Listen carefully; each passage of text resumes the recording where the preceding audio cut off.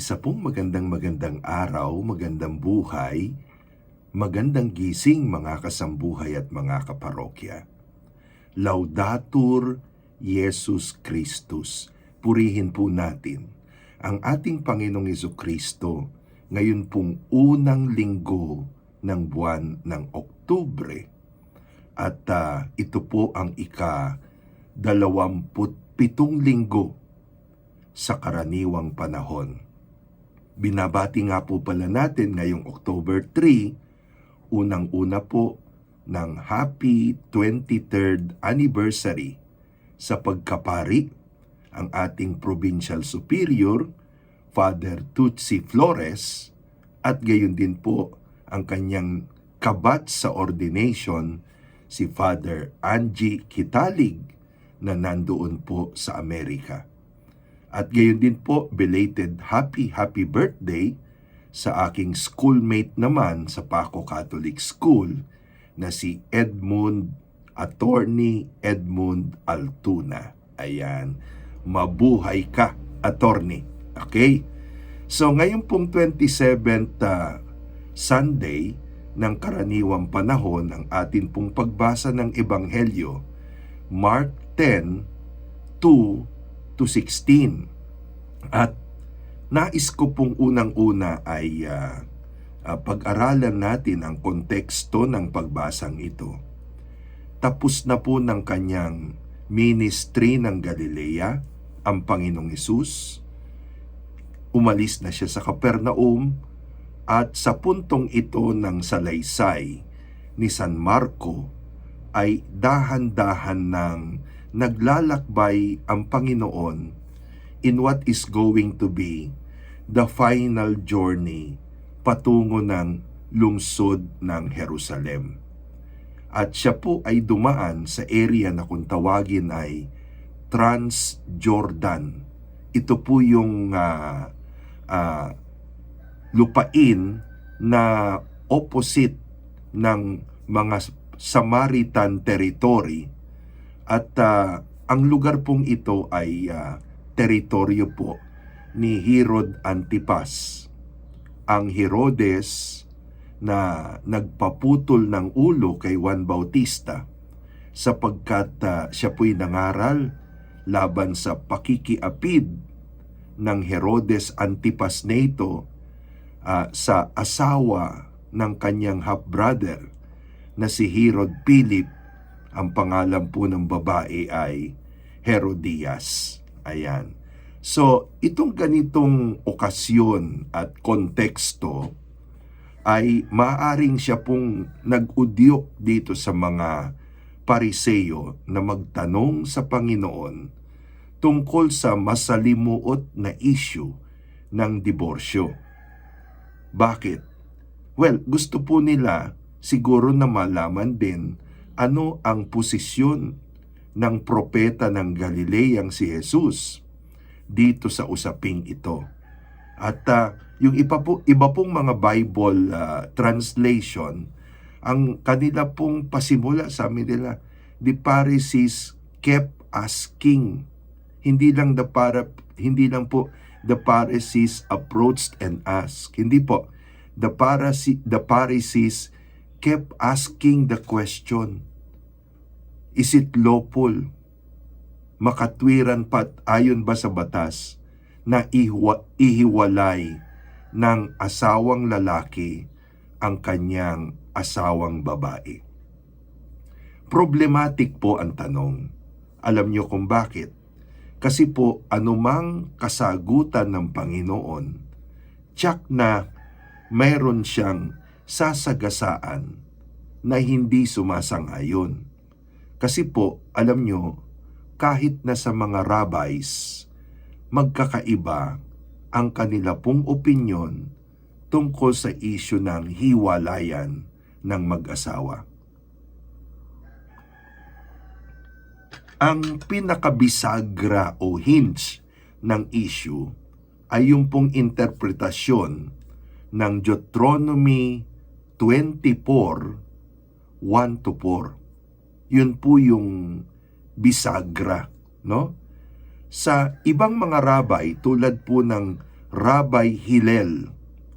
Napaka luwag ng kanya pong interpretation ng Deuteronomy 24:1-4. Ng kanya pong sinasabi, pwedeng ihiwalay ng isang lalaki ang kanyang asawang babae kahit sa ano pamang kadahilanan, kahit sa ano pamang disgusto. Oo, tulad po ng pagluluto. Yan. Samantala po ang Rabbi Shammai ay mas stricto po ang interpretation niya ng Deuteronomy 24:1-4. At ang sabi niya, ang tanging dahilan lang ng divorce ay yung tinatawag na porneia sa wikang Grego, o yung pagkakaroon ng premarital na kasalanan ng babae.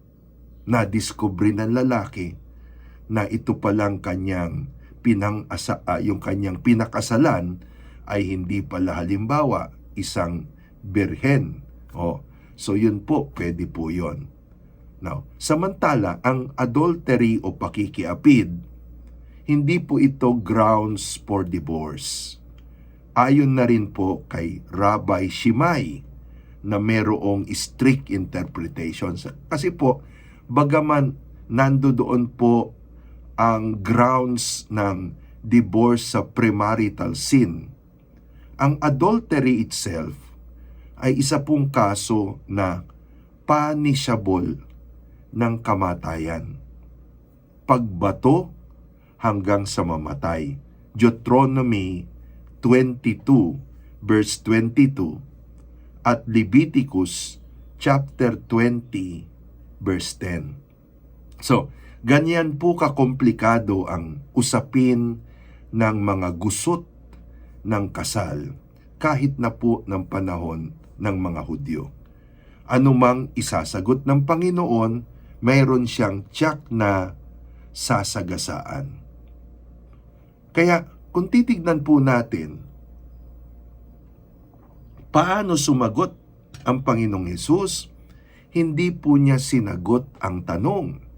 Kung hindi, ipinokus niya ang kanyang salita sa pamamagitan ng ano ba ang sinasabi ng batas at ng salita ng Diyos. Ayan. So, wag na yung iba't ibang opinyon ng mga rabbi, kung hindi, ano ang sinasabi ng batas at salita ng Diyos. At tatlong bagay po ang ating masasala sa ating gospel for the day. Number 1, na ang divorce, pinayagan po ng batas ni Moises dahil po sa katigasan ng puso at pagkamakasalanan ng mga tao. Hindi nila kayang, sabi nga natin, ay tahakin ang isang tuwid na daan, straight way tungkol sa pag-aasawa. Ngayon, dahil po dito, nagbigay ng concession si Moises, subalit, sabi niya, magbigay ng bill of divorce ang lalaki na naghihiwalay sa kanyang asawang babae. At ito po ay upang protektahan ang asawang babae, no? Mula sa impulsive decision ng lalaki, kasi nga po medyo matagal, gagawa ka pa ng dokumento, pag-iisipan mo pa. Pero maliban po dyan, ito rin po ay safeguard sa kababaihan na hindi tratuhin na outcast o patutot ang kababaihan na yan, no? Kasi po, alam nyo, nung araw, pag ikaw ay babaeng nahiwalay at walang papeles, ang tingin sa iyo ay mababa ang lipad at pwedeng babaeng kalabitin. Yung bang kinakalabit lang ay sumasama na. Ayun po ang unang-unang malinaw na paliwanag ng Panginoon. Pangalawa, kanya, kung titignan po ang batas ni Moises, batas ng Diyos, Pangalawa, sa Genesis chapter 1 verse 27 at Genesis chapter 2 verse 21 to 25, ang orihinal na plano ng paglikha ng Diyos ay gawing permanente ang pagsasama ng babae at lalaki, sagrado, permanente, upang sa ganon kanila pong masubaybayan ang pagpapalaki ng mga anak, no?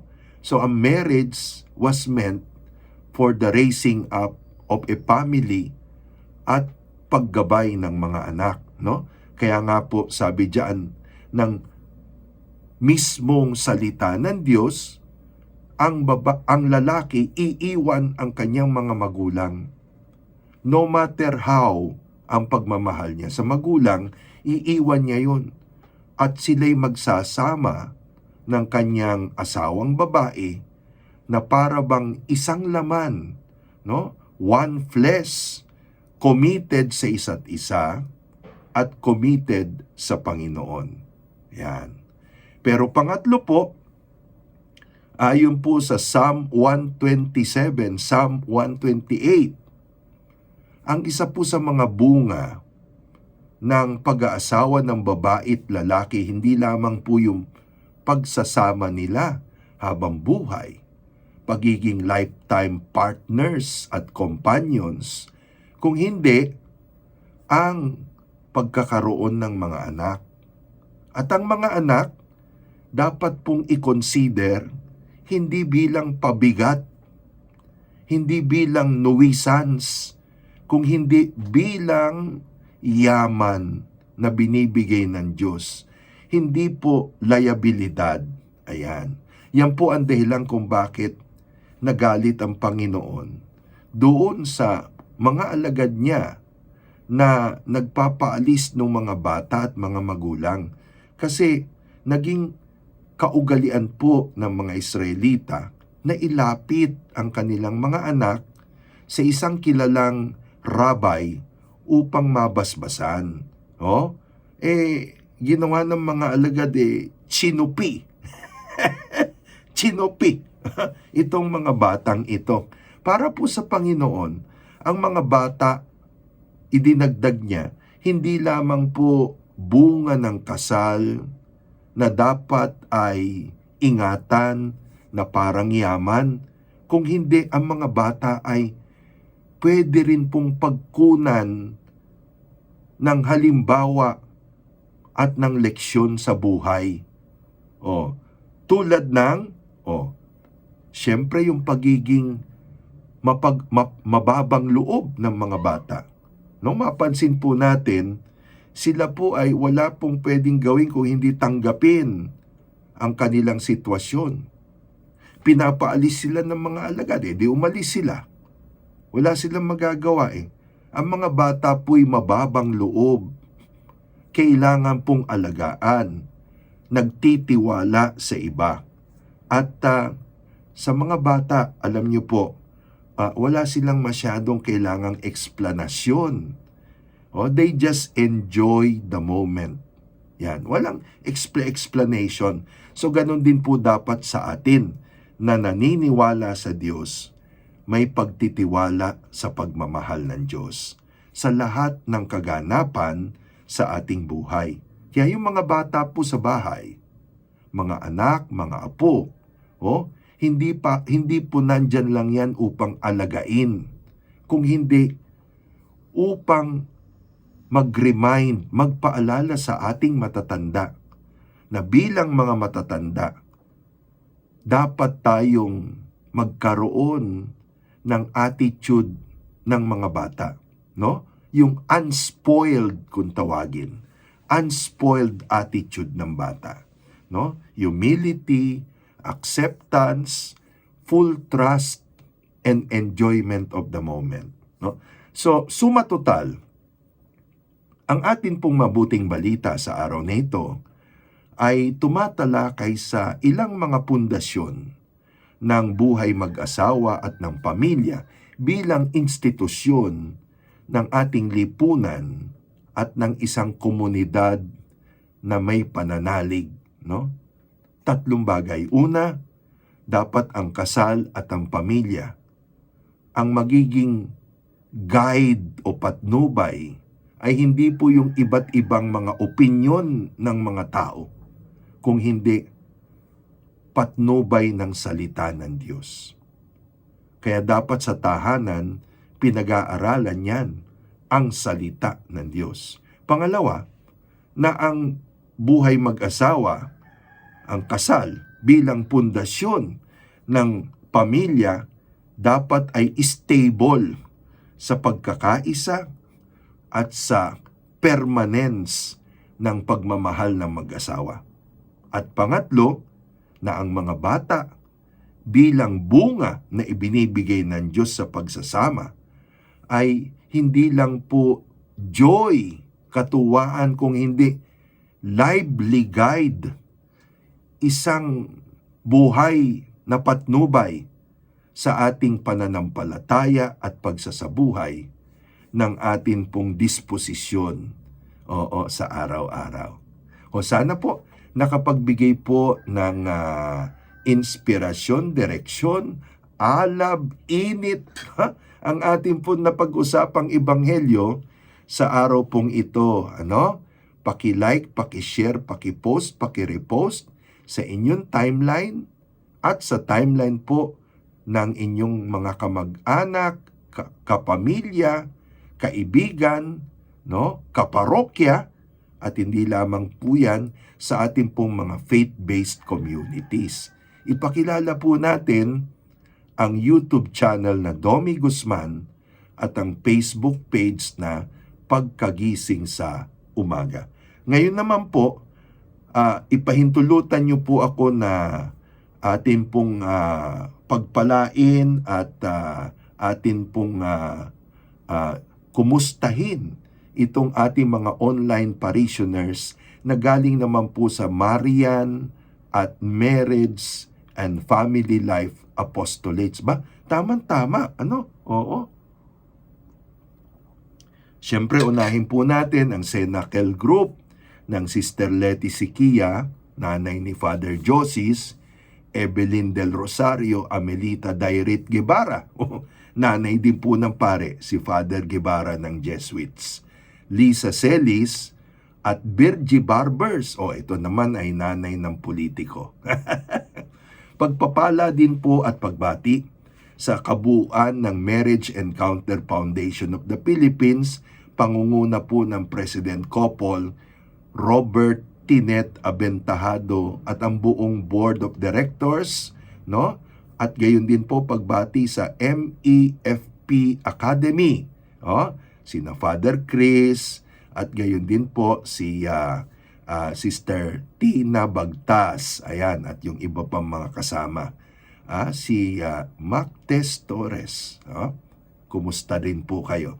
Pagbati sa Holy Family ME Community, Glenn Marlene Sinaon, Malu Jojo Punsal, Tata at Dong Salbanya, Edna Gary Salmingo, Pong Nops Baroso, Apple Chris Yuson, Dong Babet Bayarkal, Kawi RJ Kiambao, Dondon at Claire Aribe, Webster at Gemma Morillo, Yusen at Olive Espinosa, Archie at Kiara Magsumbol, RP at Jackie Velasco and family, at syempre po ang eternal member ng Holy Family ME Community, Bishop Paul Hausian, SBD ng Bangged Abra.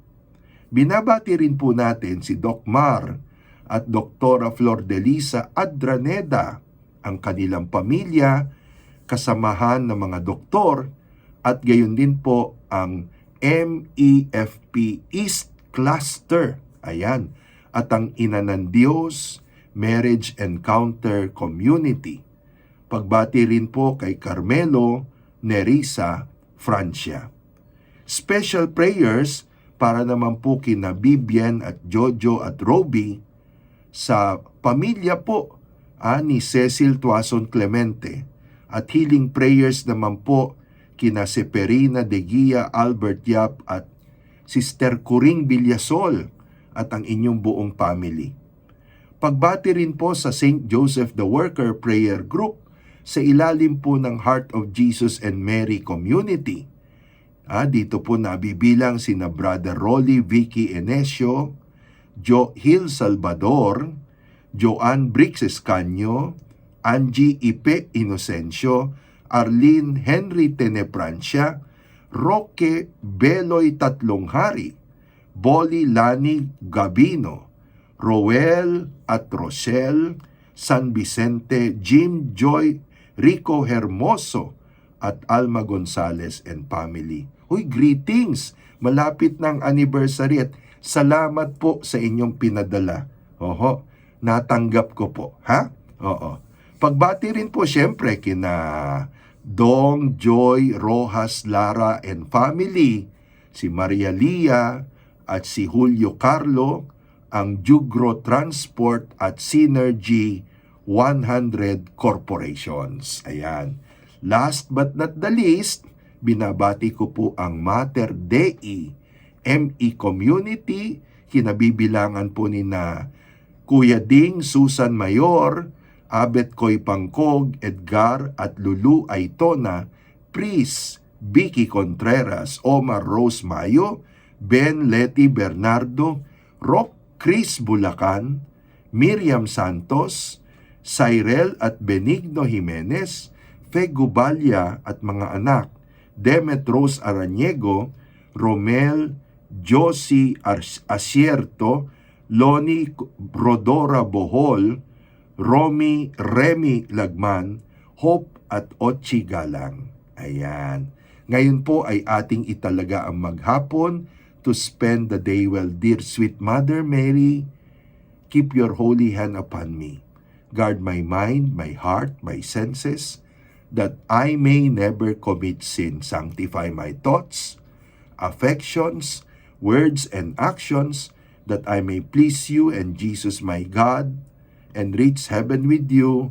Jesus and Mary, give me your most holy blessings. In the name of the Father, and of the Son, and of the Holy Spirit. Amen. Hallelujah.